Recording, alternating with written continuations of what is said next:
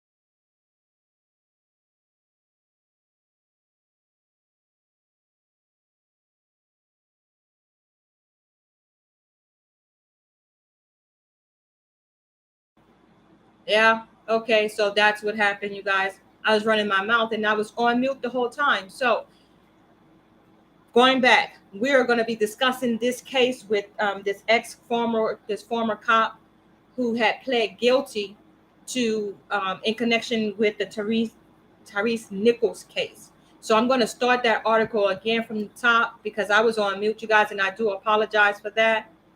Let me go ahead and go back to the article. It says here, Desmond Mills Jr. was one of the 5 officers with the Scorpion Gang Unit who got smacked with state charges of second-degree murder and an exhaustive list of federal charges. Mills and others are accused of brutally beating Tyree Nichols the evening of January 7th after he was pulled over for alleged reckless driving. Nichols' injuries were so severe he was unrecognizable to his family and eventually died 3 days later. Black people can be racist too, say Abram X, Kendi, and Nick Stone.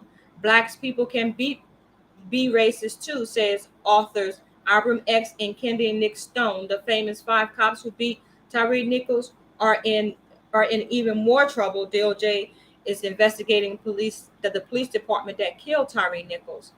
Along with his former colleagues, Mills originally pled not guilty to all charges. However, according to a recent court ruling, Mills had a hearing set Thursday to change to a guilty plea on federal charges per NBC News. Each officer faces life in prison if convicted. Mills is looking at no more than 15 years, in prison and no parole. So after he pled not guilty and found out that he could be facing life if he was convicted, knowing that he was guilty, obviously, he decided to take a plea deal, and he's looking at 15 years in prison with no parole. So I want to know from you guys, what do you think? Do you think that he got off light with the plea deal that was offered? Do you think that the other officers will stand a chance of getting exonerated from these charges, even though they know that they're facing a life sentence? Perhaps they'll cop a plea as well eventually, but someone needs to do some kind of jail time for the brutal beating of this young man over a traffic stop. I tell you, family, law enforcement in this hour is totally out of control. That brings us to our next story that I want to bring to y'all's attention, and that is of Elijah McClain. Now, that is the story that I started the broadcast with, that news clip. And so to catch all of us up, I'm going to go back to that news clip and just let you all know that we're going to stay on top of this story. Like I said, but I probably was muted when I said it. The jury is out for deliberation in the last cop that was facing charges. The jury is out on deliberations. They're going to resume deliberations on Monday, and Nathan Woodward would find out his fate, whether he's going to be found guilty of manslaughter or in his coming days. And so I want to go ahead and bring back that news clip from this is News 7 out there in Aurora, Colorado, who reported on this extensively and gave a superb timeline of events of what happened to Mr. Nichols. And you can find that out at www.denver7.com/Elijah McClain. But here at News, Facts, and Comments, we also did our research and also wrote an article on this case as well. And I want to go ahead and let you hear what the news reporter has to say to bring you all up to speed. And then I'll read briefly some of the comments that was made during court in regards to this case.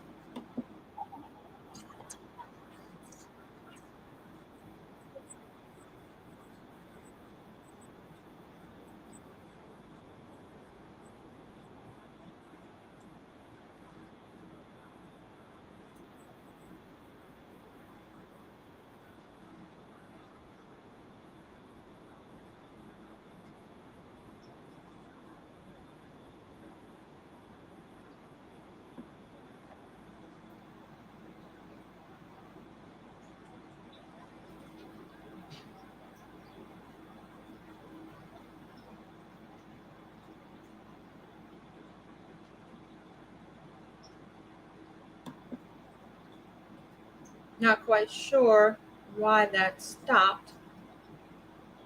We're going to go back to it.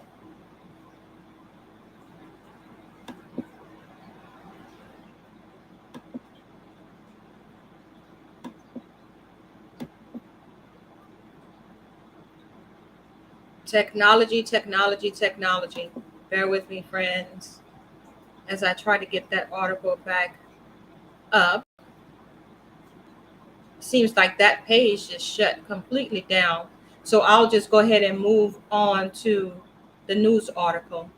Don't know why that happened. I wanted you guys to hear what the local news was reporting in regards to that case to get you up to speed. But I'll just go ahead and tell you myself based on what we reported in News, Facts, and Comments. So just briefly here, Elijah McClain case, jury deliberations resume Monday, November 2023. Elijah McClain was a 23-year-old young violinist, massage therapist, a brother, son, nephew, and friend to members of the Aurora, Colorado community. On August 24, 2019, Aurora Police Department approached Elijah stating he looked suspicious because he was wearing what a 911 caller referred to as a ski mask. When the officers approached Elijah When they approached Elijah, Elijah quickly stated, "I'm simply trying to go home." The officers demanded that Elijah stop and talk with them, and then proceeded to attempt to physically detain Elijah. A struggle ensued, and one of the police officers yelled, "He's going for your gun." You could hear Elijah asking the officers to let him go, and also stating he didn't have a gun. Elijah was brought to the ground and placed in a karate chokehold. In the body cam, on several body cam videos, you can hear Officer Nathan Woodward state that he placed Elijah in a chokehold twice. And so, as I reported to you a minute ago, Nathan Woodward is standing trial. He testified on his behalf.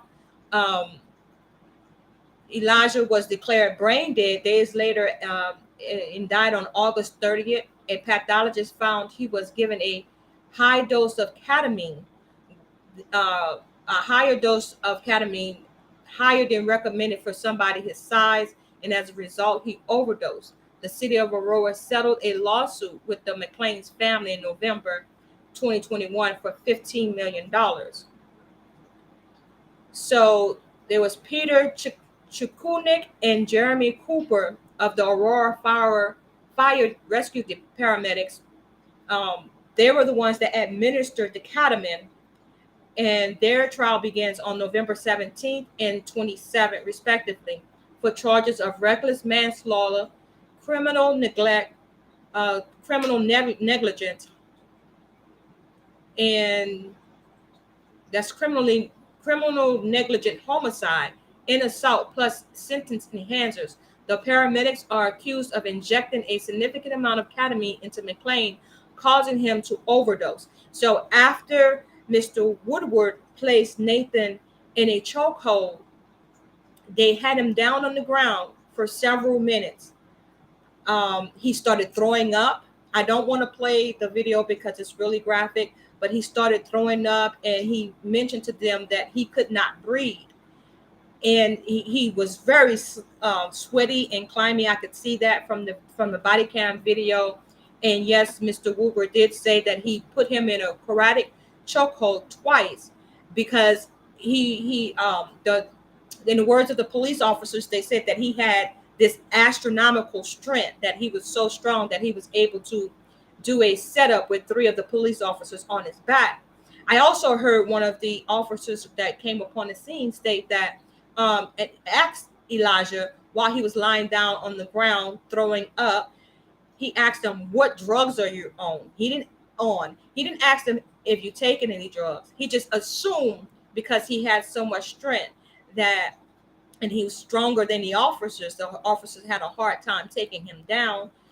He just assumed that he was on some type of drug that made him so strong.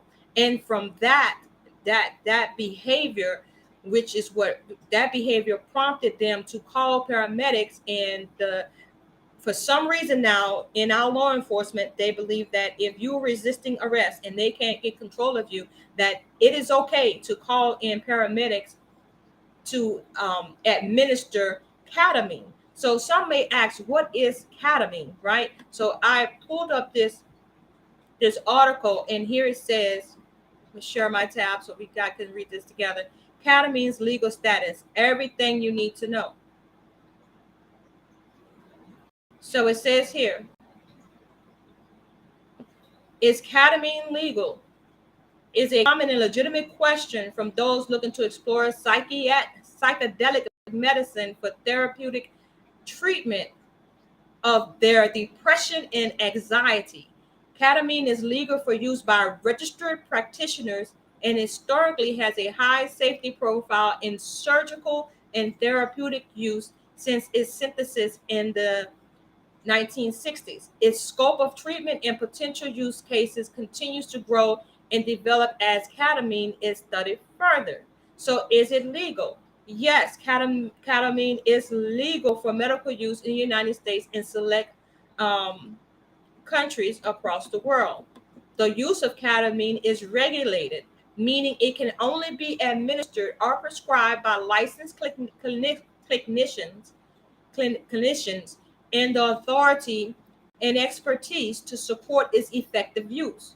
when used within the context of surgical procedure or as prescribed by a licensed clinician, it is legal to administer. In any other use of this medicine outside of these guidelines, such as recreationally, is illegal and currently unregulated. So why are the police officers choosing to administer or have paramedics administer this drug on people they have detained who they deem are acting erratically or out of control, or that they can't bring into their control to make an effective arrest? So that's the legal question that's involved in Elijah's case. So going back to the article, now that we all have an understanding of what ketamine is, so the prosecuting attorney that's prosecuting this police officer says that saying during his closing arguments on Friday that the defendant had all the information he needed to do the right thing. He said that there was no need for escalation. The escalation that followed. He further argued that Aurora police officers are trained to de-escalate in all practical scenarios. Woodward testified on his own behalf. The prosecutor pointed out that Woodward's own statement during his cross-examination said that it would have been practical to just have a conversation with Elijah. If Woodward stopped McClain, asked some questions, and had a conversation, he would have realized that he was speaking with a kid on his way home who was dancing to music, the prosecutor said. So what the defense attorney is arguing is that ketamine is what caused Elijah McClain's death, not the cardiac chokehold that the officer had placed on Elijah twice before the paramedics came there and gave him ketamine. It said that the defense attorney said that is what this entire trial should have been about. This fact has been repeated over and over. Every time an expert took the stand, they all testified that it was ketamine. The defense attorney went on to say that Woodward did not kill McClain and is not responsible for what others did or did not do. Ho said. That Ho is the defense attorney. He added that this trial had been about other people and their actions or inactions, and the government simply wanted Woodward to take the blame. The paramedics administered the 500 milligram of ketamine in overdose to McClain, not Woodward, and they made that decision within 90 seconds, despite no assessment of the 23-year-old and against their training, Ho said. Now, I want to go back to what the prosecutor said, that he said if he would have just stopped him and engaged further in a reasonable conversation rather than immediately try to detain Mr. McClain, that he would have realized that this was just a kid. Well, 23 years old is a grown man. So we're not going to say that he was a kid. And this 23-year-old man expressed the fact that he was an introvert and that he simply wanted to go home. He also told them while they had him on the ground that he did not have a weapon. And so in Mr. Woodward's haste to try to detain Mr. McClain for no apparent reason, for no reason of suspicion that he was in the process of committing a crime or was about to commit a crime, he just put him in a chokehold because McClain decided that he wanted to exercise his right to just walk away and not talk with the police officers. So right now, this is where we stand. On the rebuttal, the prosecutor asked the jury to approach their deliberations by starting with a discussion about the big issue of the case. He listed those out as the risk, problems, and dangers Woodward created, and what happened to McClain from a medical standpoint, and why McClain was in such bad shape before ketamine injection. Deliberations in the trial of Aurora police officer Nathan Woodard have been paused for the weekend as the jury went home on Friday evening. Now, this is not the first time that ketamine has been brought into question and the use that the police officers are using this drug detain individuals. They're abusing their power and sometimes forcing paramedics to administer this drug against their recommendations, right? So paramedics are able to or have the authority to administer the drug, but it's based on what the police tells them that's going on at the scene at the time. So I'm going to share my tab and share with you just quickly this story out of Minnesota where a paramedic basically blew the whistle and speaks out against police use of ketamine injections. So this is and I think a lot of these stories came out and people and paramedics started, I guess you can say, wanting to get the message out and how they were not really in alignment with the cops and were using this drug in a lot of these cases, and they just began blowing the whistle on it ever since what happened to Mr. McClain. Now, a former paramedic with the Emergency Medical Service in Woodbury, a suburb of St. Paul, Minnesota, has filed a whistleblower lawsuit claiming that police pressured him to administer ketamine, a fast-acting sedative, during an arrest. He claims that the incident is part of a larger trend among the region's law enforcement. The paramedic, 32 years old, Joseph Baker, said that he hopes to take the stand against police using ketamine to gain compliance. So they're using ketamine on suspected individual citizens without doing a proper assessment, without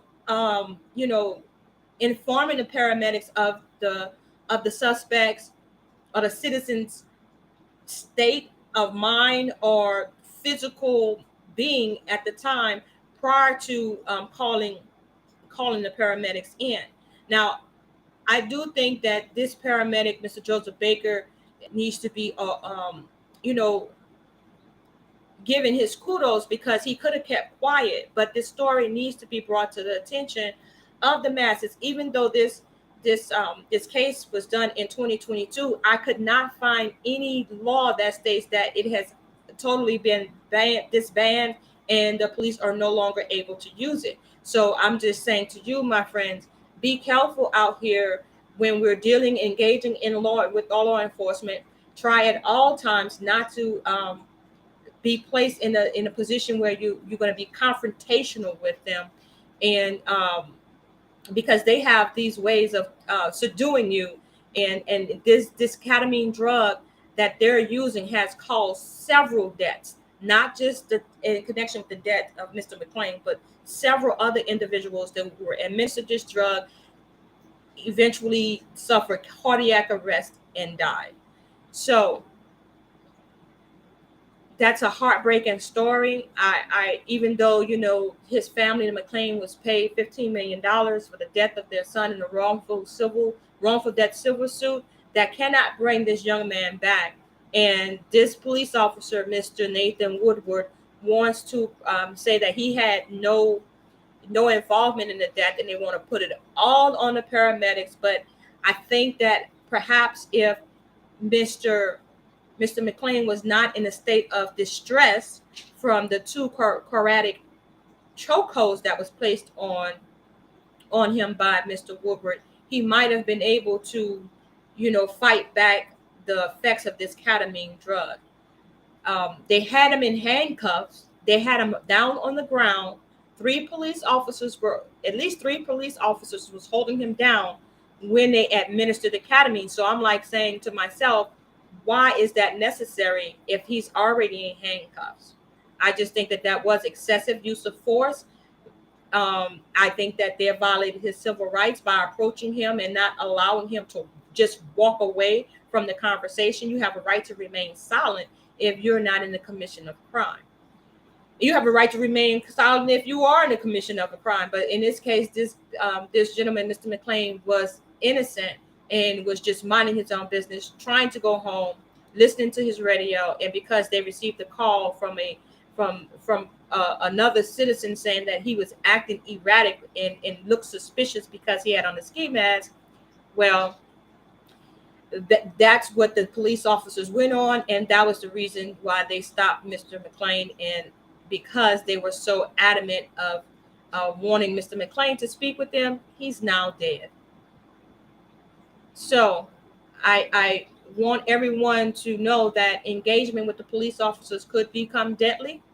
And we all know that we witnessed with our brother Otho Wallace that same type of engagement with the police officer. They're not wanting you to walk away when you have every right to do so, could become deadly. So we know that Mr. Otho Wallace is now facing an appeal.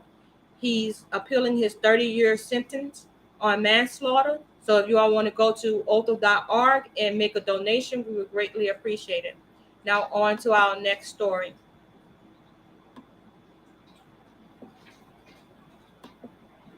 Several people brought this story to my attention, and I want to go ahead and share it with you also. I didn't know if you guys were aware of Mr. Dexter Wade, who died, and no one knew that he died, and no one knew that he was buried already, because the cops, the law enforcement, covered it up. The article says, woman seeks DOJ probe after her son is hit by cop car, buried in a pauper's grave. If you do not know what a pauper's grave is, that is a grave where they put the Jane Does and the John Does of the world, where they can't really identify who the individual is, and there is no point of contact for the next of kin. So the article says his civil rights attorney Ben Crump is calling for the Department of Justice to investigate why Dexter Wade, a Mississippi man who authorities say was hit and killed by an off-duty police officer's vehicle, was quietly buried by the city in a pauper's grave, as his mother repeatedly contacted police for help finding him. For 6 months, she didn't know where he was at, Crump said at a press conference on Monday alongside Wade's mother, Peterson Wade, who says she filed a missing persons report with the Jackson Police Department days after her son's disappearance in March, and that she repeatedly asked police to check the morgue. They had my address, they had my number, the same thing on his medical records. How could they not pull all that together? Betterson's Wade said, our police department is supposed to help. Betterson said it wasn't until August 24th that she learned that her son was dead and that his body had been discharged from the morgue and buried in a pauper's field. His grave was given a marker reading number 672. Wade was found buried in a pauper cemetery under the marker 672. The family is seeking an exhumation so Wade's body can be undergo an independent autopsy and receive a proper burial. Benjamin Crump says, the news article here says that the police department did not immediately respond to the HuffPost request for a comment. Betterson Wade alleges that the police intentionally did not reach out to her because of a lawsuit she previously filed against the department related to her brother's death in 2019. Her brother George Robinson, 62, died 2 days after he was beaten by police during a traffic stop. Robinson's death was ruled a homicide, and an officer involved was later convicted of manslaughter, though he is now appealing his conviction. Peterson believes that because of that lawsuit, local police have a vendetta against her. The city mayor, who addressed Dexter Wade's death in public remarks last week, blamed a lack of communication between the police department's missing persons division and the coroner's office, but said that there is no evidence of police misconduct or malicious intent. The accident was investigated, and it was determined that what it was, in fact, an accident, that there was no malicious intent, said Jackson Mayor Jackson's Mayor Chokwe Antor Lumumba, who said Dexter was fatally struck while he attempted to cross a highway. So my thing is this: he was struck by an off-duty police officer, and did the off-duty police officer take his body to the coroner? That part I'm not quite sure. If anybody else have some information on this case, I would greatly appreciate it, because it seems like the police department and the mayor is trying to cover up this man's death, and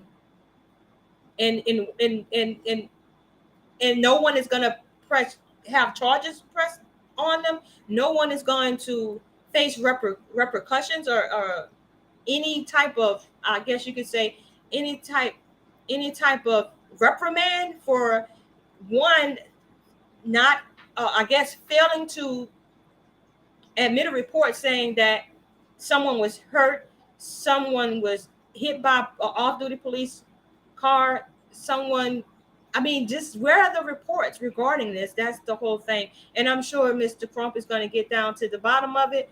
And I wish this the parents of Mr. Dexter, I wish, that they find some type of solace in exhuming the body and having an independent autopsy done, so they can figure out what the exact cause of death was, and also providing him with the proper burial. This is also so heartbreaking, to have to know that your child was just buried in this unmarked grave, basically, and after you reached out to the very same people that you helped pay their paycheck. Police departments are supposed to be there to protect and serve, and it seems like that they're just trying to preserve their jobs by not reporting incidents properly and not even getting involved with the community to help solve cases. It's just, this is sickening. So that's that story, you all. I hate to be the bearer of bad news, but I think that because many people reached out to me and asked me to cover the story, I just had to let you guys know what I knew about it. And just be careful out here. And we seems like we're losing touch with our police department. Like the police departments are like actually working against us, not for us. So who are they protecting and who are they serving? And how can we, the question I would have is, how could we stop paying taxes to pay these people to basically murder us, and then hold themselves not guilty? This is just getting, law enforcement is out of control in my opinion, and they have too much discretion.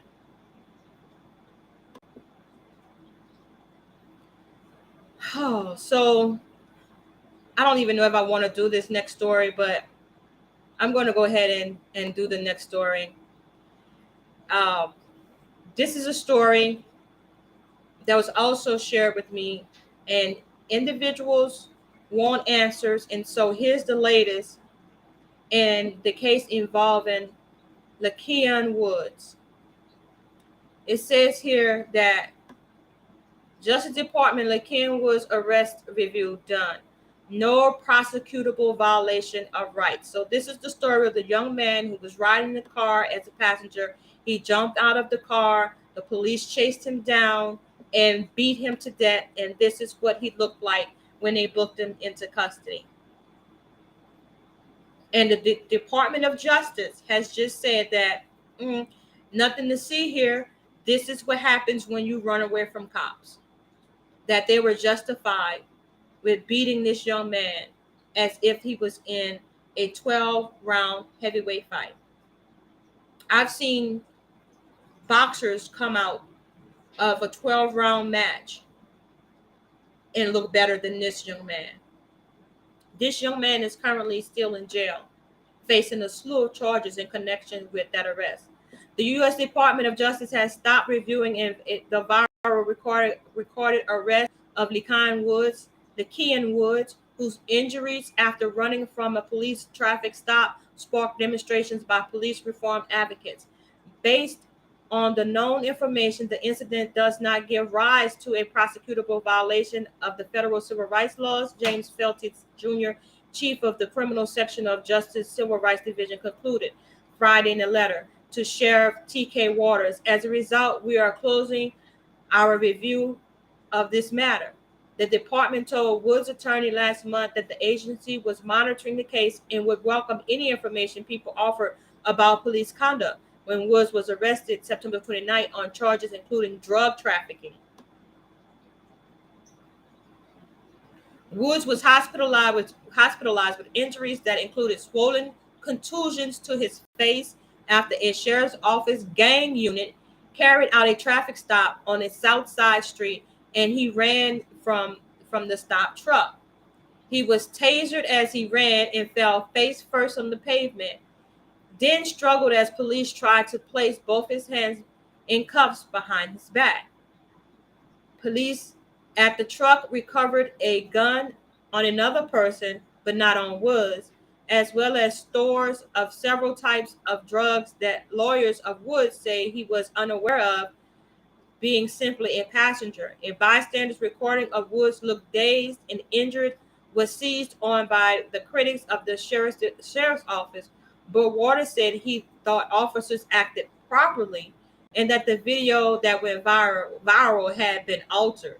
Okay, so if the video was altered, this young man's face definitely was not altered. But the DOJ said that there's nothing to see here. So I'm going to move from these stories, as troubling as they may be, family, and we're going to move on to world news and give you guys some updates on what's happening around the world.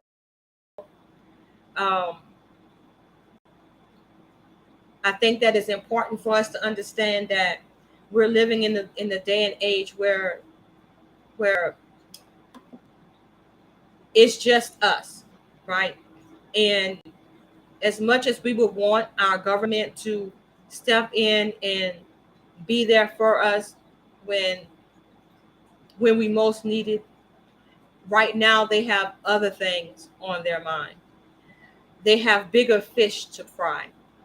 So I was hoping to share with you all a video that was done by Major TV, a special report.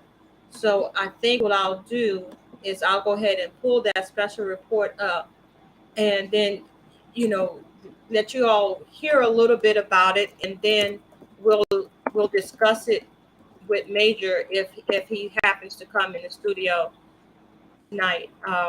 Give me a minute. Let me go ahead and pull that up for us right quick. I can let you all hear what the U.S., when they're running around trying to be the world's superpower and labeling other countries as terrorists, there are some individuals who have now labeled them as terrorists.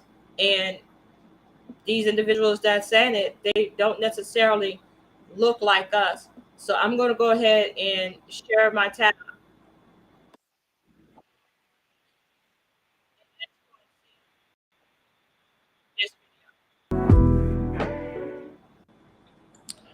Good day, positive vibrations. This is Major. Thanks for tuning to Major TV. Let's talk. In conjunction with news, facts, and comments, I want to bring a special report regarding a video I seen that's 8 years ago when Barack Obama was in office. He's a linguist and a philosopher. Authored several books, have been very outspoken against the United States, Israel, as well as the West. His name is Noam Chomsky, and the video I'm about to share is very, very deep. When this video is entitled, U.S. is the biggest terrorist, and he explains why. So tune in and watch this video, then I'll meet you on the other side.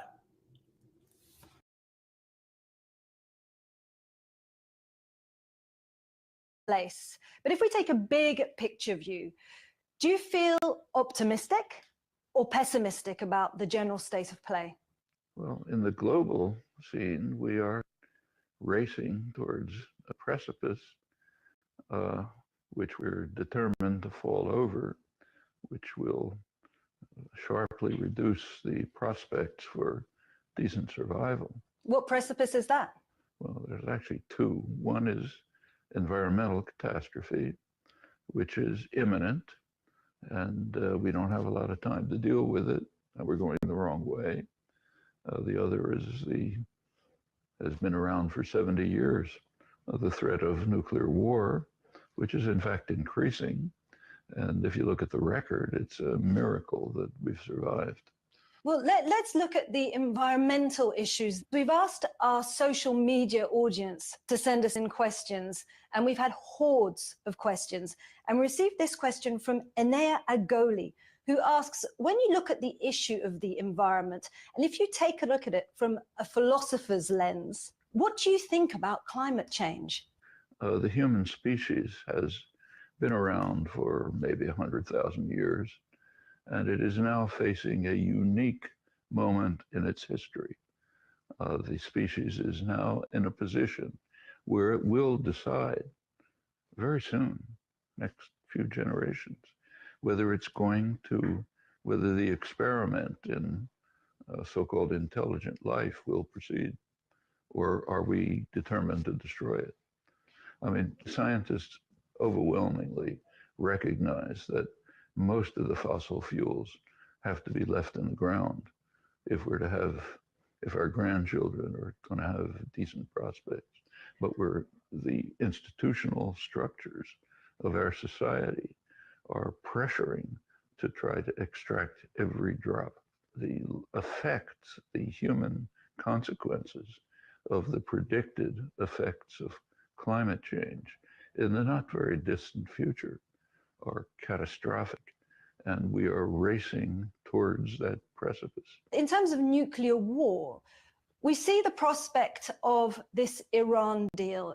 We're at a preliminary agreement. Does that provide you with a glimmer of hope that the world could potentially be a safer place? I'm in favor of the Iran negotiations, but they're profoundly flawed. There are two states that rampage in the Middle East, carry out aggression, violence, terrorist acts, illegal acts constantly. They're both huge nuclear weapon states, and their nuclear armaments are not being considered. And who exactly are you referring to there? The United States and Israel, the two major rogue states in the world. I mean, there's a reason why in international polls run by US polling agencies, the main ones, the United States is regarded as the greatest threat to world peace by an overwhelming margin. No other country's even close. Incidentally, it's kind of interesting that the US media refused to publish this, but it doesn't go away. Well, you don't hold the US President Barack Obama in very high esteem, but does this still make you think of him in slightly better terms? The fact that he is trying to reduce the threat of nuclear war. Actually, he isn't. He's just initiated a program, a $1 trillion program of modernization of the nuclear weapon system, which means expanding the nuclear weapon system. That's one of the reasons why the famous doomsday clock of the Bulletin of American Scientists has just a couple of weeks ago been pushed 2 minutes closer to midnight. Midnight is the end. It's now 3 minutes from midnight. That's the closest it's been in 30 years, since the early Reagan years when there was a major war scare. Well, you mentioned obviously the US and Israel in terms of Iran. Now, the Israeli Prime Minister Netanyahu obviously doesn't want this nuclear deal to work at all. And he says... And it's interesting. We should ask why. Why? We know why. Iran has very low military expenditures, even by the standards of the region, let alone the United States. Its strategic doctrine is defensive. It's designed to hold off an attack long enough for diplomacy to set in. And the United States and Israel, the two rogue states, do not want to tolerate a deterrent. No strategic analyst with a brain functioning thinks that Iran could ever use a nuclear weapon, if it even prepared to do so, the country would simply be vaporized. And there's no indication that the ruling clerics, whatever you think about them, want to see everything they have destroyed. Just one more question now on this issue, and this is from another member of our social media, and it's Morton A. Anderson. And he asks, do you believe that the US would ever strike a deal that would be dangerous to Israel in the first place? The United States is carrying out constant actions which endanger Israel very seriously, namely supporting Israeli policy. For the last 40 years, the greatest threat to Israel has been its own policies. If you look back 40 years, say 1970, Israel was one of the most admired countries in the world, respected, admired, lots of favorable attitudes towards it. Now it's one of the most disliked and feared countries in the world. In the early 70s, Israel made a decision. They had a choice. They made a decision to prefer expansion to security. And that carries with it dangerous consequences. The consequences which were obvious at the time, I wrote about them, other people did. If you prefer expansion to security, it is going to lead to internal degeneration, anger, opposition, isolation, and possibly ultimate destruction. And by supporting those policies, the United States is contributing to the threats that Israel faces. Well, then you see, that will bring me to the point of terrorism then, because that is really a global blight. And, some, and I think including yourself, will say that this is blowback for US terrorist policy around the world. How far is the US and its allies responsible for what we're seeing now in terms of the terrorist attacks around the world? Remember,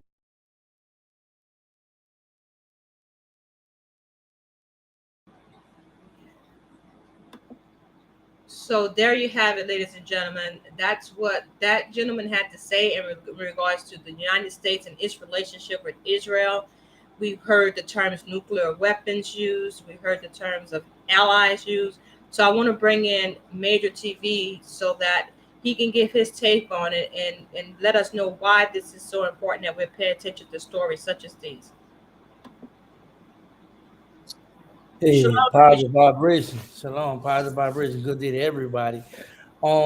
This piece I shared with everybody, I feel was important because you have somebody who is white, who live in the United States, who have studied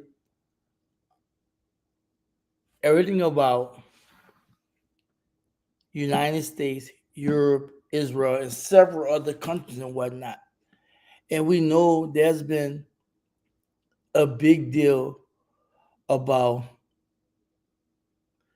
United States interests with Israel, different countries they ally themselves with, that's sister countries of larger countries like Taiwan, with China, Ukraine, with Russia, et cetera, et cetera, et cetera. And all it's in the interest of the United States. But to bring things in full context, I feel as a nation of people, we so far behind in understanding the big picture and how we affected by this. And now it's gotten so bad in reference to us clamoring to get self-determination going and reparation, what have you, that this country put forth all the energy and they focus on trying to keep their interest strong around globally and not be concerned about the struggles that go internally, especially in our community. And for me, I feel like it was needed that I share Krumsky elaboration on the grave circumstances that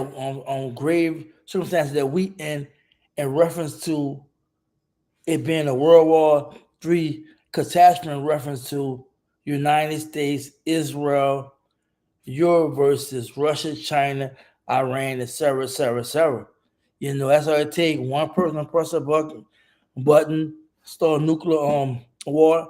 Send a nuclear weapon, and then you have and response another country do it for you know it, we know to be the planet Earth can be destroyed. And I feel like bringing this to forefront and bringing context to it and understand the propaganda that's spewed, the things that say from the West, United States, and Israel, calling everybody terrorists when we know who the true terrorist is. And you have a person like Krumsky that's really calling what it is, right? Because you know, for years, we as a people been calling what it was and really showing it. But a lot of time it fall on deaf ears. When you hear it from them, then we can really look at it and say, okay, cool, well, they're bringing full context, using certain terminology, identifying with certain things that may not be commonly spoken among us in that language. We can understand what they're saying. And I thought it was so important. So for me, my goal was just to share and bring light to what's really going on and how long it's been going on and how we as a people, as a country, and as a world is threatening.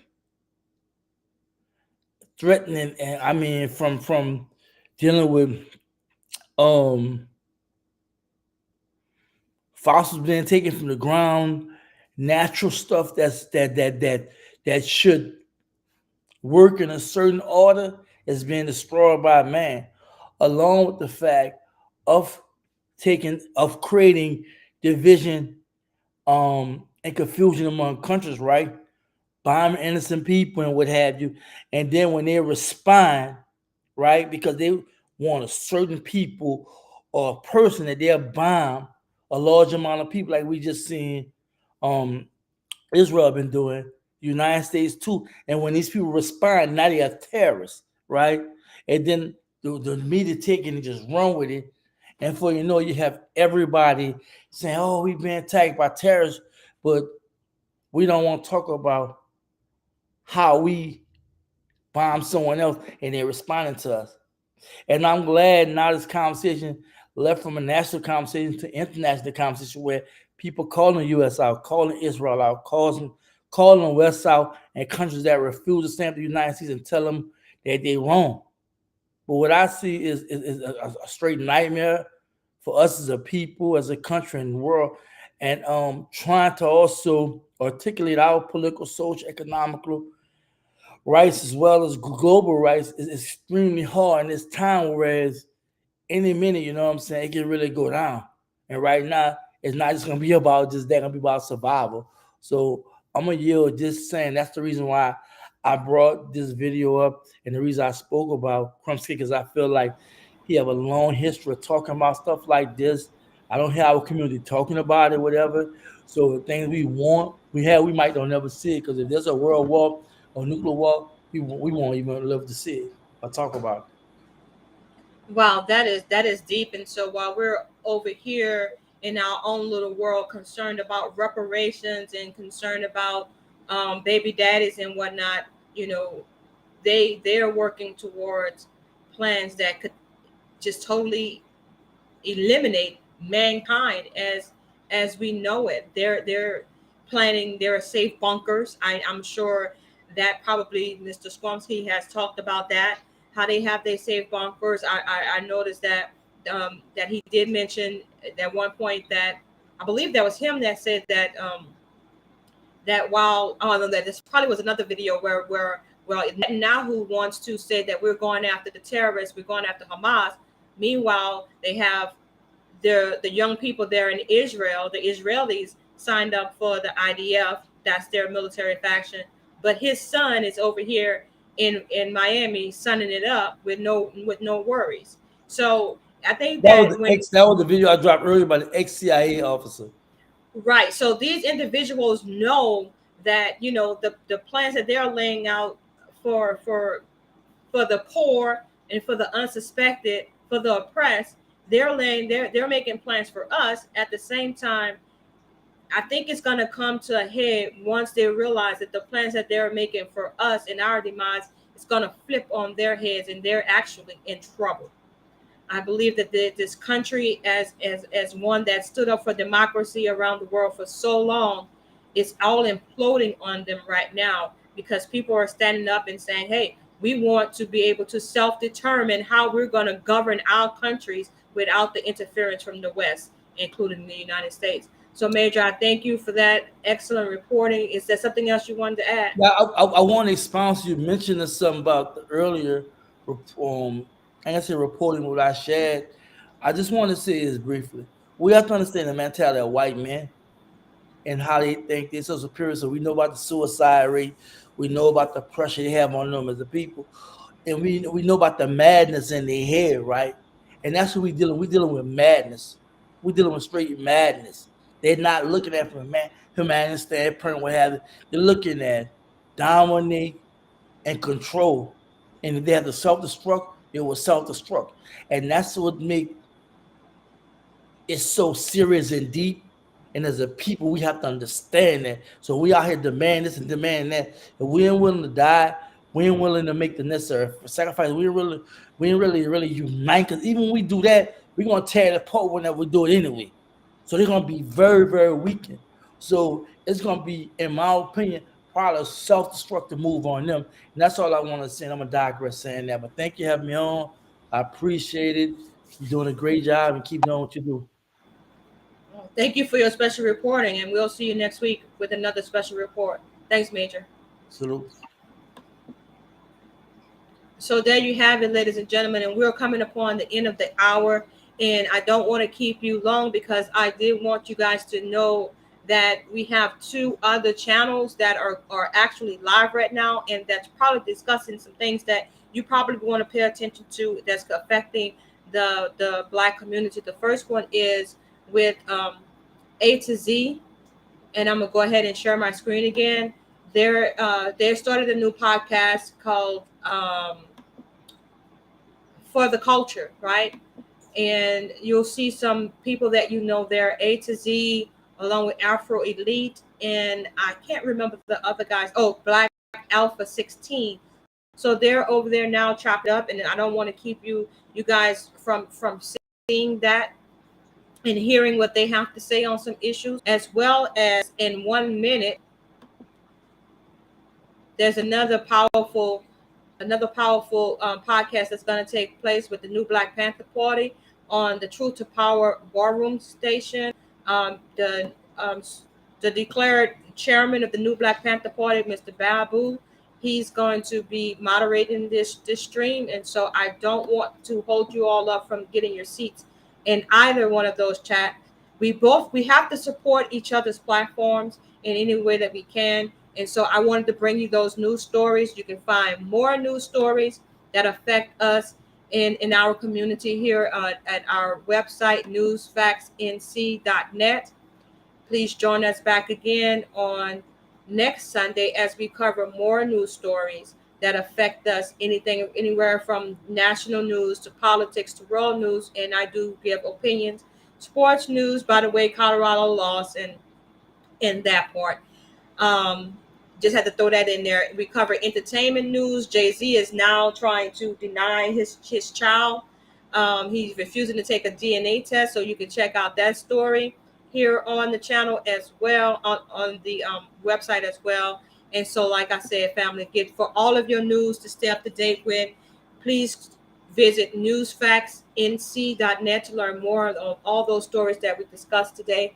And for future stories, we upload stories every week. So make sure that you run on over to News, Facts, and Comments to get your latest news, and stay abreast of what's going on and what's affecting us today. So I'm going to run on over to the new Black Panther Party, and I'm going to be streaming that simultaneously on Akodi Speaks. But you got choices now. We're doing some things as New Black Media, so you have choices now. People putting out some great content, so participate, let your voice be heard. And once again, I do appreciate you being with us here on News, Facts, and Comments. And as usual, I love you all with the love of Yahuwah. Stay safe out there, and shalom.